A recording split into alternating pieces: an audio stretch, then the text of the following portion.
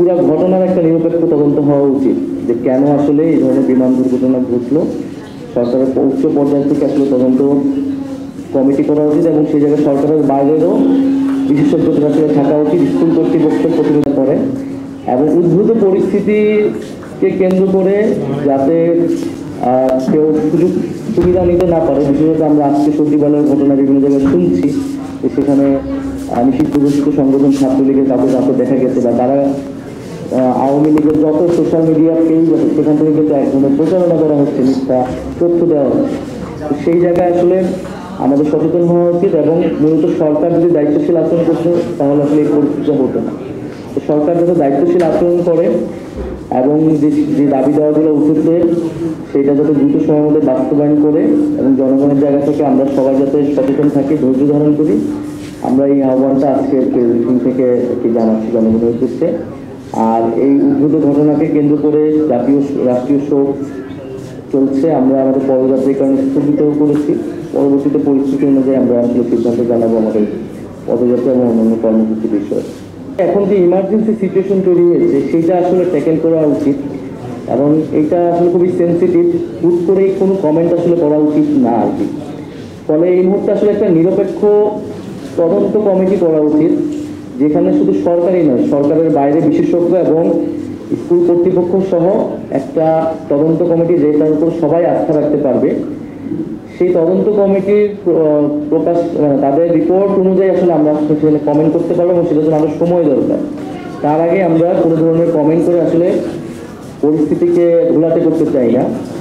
আর দ্বিতীয়ত হচ্ছে যে তথ্যের যে সংকট সেটা আসলে হয়েছে, এটার কারণে আসলে নানান গুজবের বিষয়টা আমরা দেখেছি। আসলে সরকারের জায়গা থেকে সরকারের কাছে যতটুকু তথ্য আছে এবং সেটা আসলে সত্য তথ্যটা সরকারের প্রকাশ করা উচিত, প্রচার করা উচিত, এবং শুধু প্রকাশ নয় প্রচারও করা উচিত সরকারের জায়গা থেকে। তো সেটা আমরা দেখতে পাচ্ছি। এবং আজকে দুইজন উপদেষ্টা সহ মাইলস্টোন কলেজে যাওয়া শিক্ষা উপদেষ্টা যে যিনি রাতে এই ধরনের একজন দায়িত্ব জ্ঞানী আচরণ করলেন, তিনি জাতির সামনে ক্ষমা না পেয়ে আবার সেখানে পদে চলে গেলেন।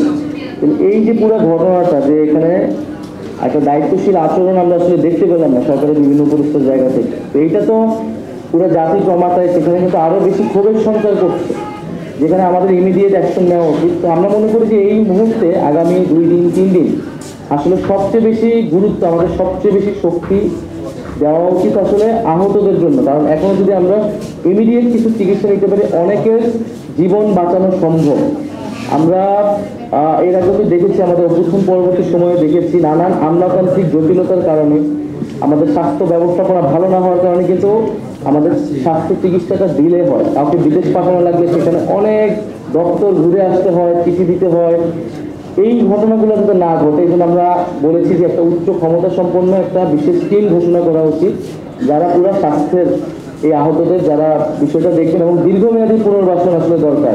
এই যে ভিকটিমগুলো, কারণ ছোটো ছোটো বাচ্চারা অসুস্থ হয়েছে, তারা কিন্তু সারাটা জীবন তাদের এই ক্ষত বয়ে নিয়ে বেড়াতে হবে। ফলে আমাদের আসলে সকলেরই পুরো ফোকাস হওয়া উচিত এখন আহতদের সাথে চিকিৎসার ক্ষেত্রে, এবং সেক্ষেত্রে আসলে সরকারকেই ব্যবস্থাগুলো নিতে হবে। আর সার্বিকভাবে সঠিক তথ্য প্রচার করতে হবে, যাতে আমরা জনগণ আশ্বস্ত থাকে, জনগণ আস্থার জায়গায় থাকে। যে আস্থার সংকট থেকে আমরা মনে করি যে আজকে কিছু পরিস্থিতি তৈরি হয়েছে, এবং সরকারের উচিত ভুক্তভোগী ফ্যামিলি যারা রয়েছেন, আন্দোলনরত যারা রয়েছেন, যে দাবিটি আসতে থাকলে তাদের সাথে আসলে কথা বলার মধ্যে তাদেরকে আস্থায় নেওয়া। আমরা সেই রাষ্ট্রীয় সংস্কারের, রাষ্ট্র কাঠামোর সংস্কারের দাবিতেই কিন্তু আমরা এই পদযাত্রাটা শুরু করেছি, এবং আমরা একই কথাই বলছি যে ক্ষমতার পরিবর্তন, এবং সবচেয়ে বেশি পরিবর্তন দরকার রাষ্ট্রীয় কাঠামোর বন্দোবস্তের পরিবর্তন। তো সেটির জন্যই আসলে এত বড় গণ-অভ্যুত্থান, আত্মত্যাগ, এবং সেটা প্রশাসন থেকে শুরু করে সব জায়গায় এই পরিবর্তনটা প্রয়োজন। এখন ধরেন যে শিক্ষা সচিব যাকে আজকে প্রত্যাহার করা হলো, তার যে ব্যর্থতা আছে এটা তো আজকে গতকালকে শুধু প্রমাণ হচ্ছে এরকম না। এর আগে আমরা জগন্নাথ বিশ্ববিদ্যালয় আন্দোলন দেখেছি, উনি এই পরিস্থিতি ট্যাকেল করতে পারে নাই, এবং এই ধরনের আমলারা কিন্তু সরকারকে আরো বিপদে ফেলতেছে, এবং জনগণের যে দাবি দেওয়া সেই দাবি দেওয়া পূরণের ক্ষেত্রে বাধা হয়ে দাঁড়াচ্ছে বিভিন্ন ক্ষেত্রে।